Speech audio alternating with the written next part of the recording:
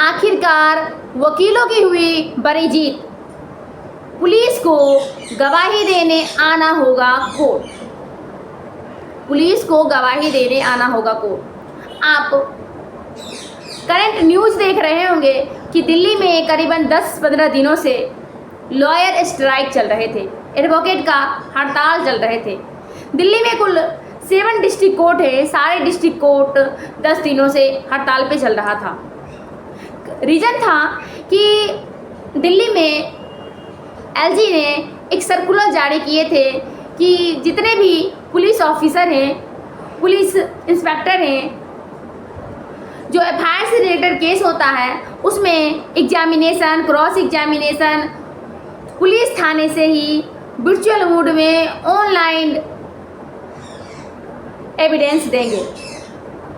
मतलब गवाही जो है दिल्ली में सारे पुलिस स्टेशन से ही गवाही ऑनलाइन थ्रू वीडियो कॉलिंग के थ्रू दिया जाएगा।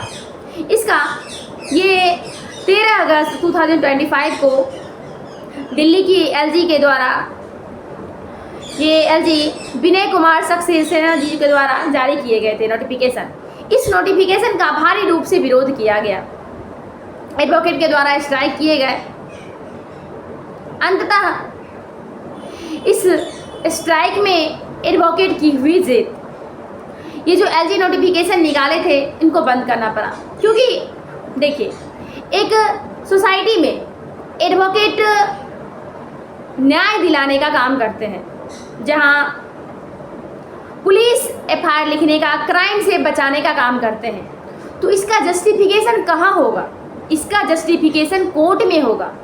इसे जस्टिफाई कैसे किया जाएगा? कोर्ट में किया जाएगा, जहां ऑनरेबल सामने होंगे।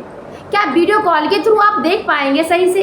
क्या फिजिकली वो किस तरीके से बात कर रहे हैं? क्या एक ग्रुप ऑफ माइंड अप्लाई हो रहा है उस एविडेंस को देने में, उस गवाही को देने में? ये आप जान पाएंगे वीडियो न्यूज़ से? नहीं जान पाएंगे। इसीलिए एक पब्लिक के साथ अनजस्टिस ना हो जाए कि पुलिस एफआईआर लिखे किसी के कन्वेंस में आके, और वही पुलिस वीडियो थ्रू से यदि गवाही देते हैं तो उसकी फिजिकली कंडक्ट को कैसे आप देख पाएंगे? फिजिकली कैसे जांच कर पाएंगे कि वो सही बोल रहा है कि गलत बोल पा रहा है? कोर्ट में जब जस्टिस सामने होते हैं तो उसको जस्टिफाई किया जाता है, वो जांच कर पाते हैं, उनकी सामने में गवाही होती है। ऐसे ऑनलाइन वर्चुअल मोड से ये सही तरीके से नहीं किया जाएगा। इसलिए स्ट्राइक किए जा रहे थे। फाइनली एडवोकेट की हुई जीत। दिल्ली पुलिस कमिश्नर के द्वारा, ये सतीश भुजबल जी के द्वारा 1 सितंबर 2025 को ये सर्कुलर जारी करके बताया गया है कि अब सभी पुलिस अधिकारी कर्मी क्रिमिनल केस जो भी है उसे फिजिकल रूप से प्रेजेंटेशन देंगे, गवाही देंगे, क्योंकि बिना गवाही का कोर्ट कैसे जांच कर पाएगा? ऑनलाइन मोड में वो जांच नहीं कर सकता है। तो इसी बात को, ये एडवोकेट की स्ट्राइक जो हुई थी, इसे ख़त्म किए गए आज, और कमिश्नर का ऑर्डर से सभी पुलिसकर्मी अब कोर्ट में आके गवाही देंगे। बेसिकली मैं बताना चाहूँगी ये तो होना ही था, क्योंकि एडवोकेट जब स्ट्राइक करते हैं तो वो अपनी राइट के लिए नहीं, अपने अधिकार के लिए वो हड़ताल पे नहीं आते, वो पब्लिक के अधिकार के लिए हड़ताल पे आते हैं। क्योंकि यदि ऑनलाइन मोड से ये गवाही होती तो सबसे ज़्यादा परेशान कौन होते? एक गरीब पीपल जो रियली में जिसके साथ क्राइम हुआ होता, उसका ना तो एफआईआर लिखा गया होता, और गलत पर्सनों के नाम से एफआईआर लिखे भी गए होते तो पुलिस की जांच नहीं होती। तो फिर कैसे हम जस्टिफाई कर पाते? फिर कैसे हम उसे जस्टिस डिलीवर कर पाते? ये तो होना ही था।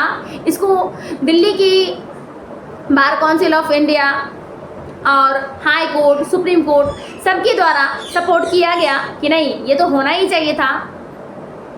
लास्टली मैं यही कहना चाहूँगी कि पुलिस जो है, पब्लिक जनता के क्राइम को गिनते हैं, अपराध गिनते हैं, लेकिन एक एडवोकेट जो हैं पुलिस के क्राइम गिनते हैं, और जस्टिस जो है, हमारे ऑनरेबल जो हैं, उसे जस्टिफाई करते हैं। यदि ये होगा नहीं, ये फिजिकली रूप से तीनों एक साथ प्रेजेंट नहीं होंगे, कोर्ट में नहीं होंगे, तो फिर कैसे होगा जस्टिस डिलीवर? जस्टिस डिलीवर नहीं होगा।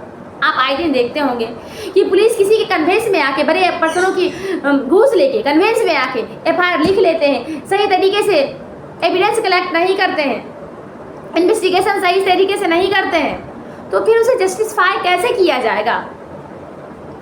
इन सारी बातों को ध्यान में रखते हुए एडवोकेट ने स्ट्राइक किए।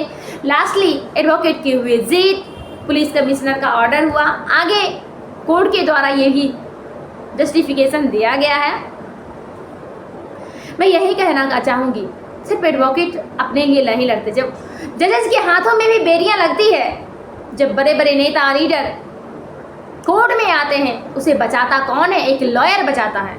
इसलिए लॉयर जब रोड पे उतरते हैं तो वो आम पब्लिक को बचाने के लिए उतरते हैं। आपको लगता है कि आपके अकॉर्डिंग कैसा होना चाहिए तो कमेंट करिए मेरे दोस्त, और मेरे चैनल को Radha Krishna knowledge of law को लाइक करना, सब्सक्राइब करना मत भूलिए। Thank you for today. जय हिंद ऑल ऑफ यू।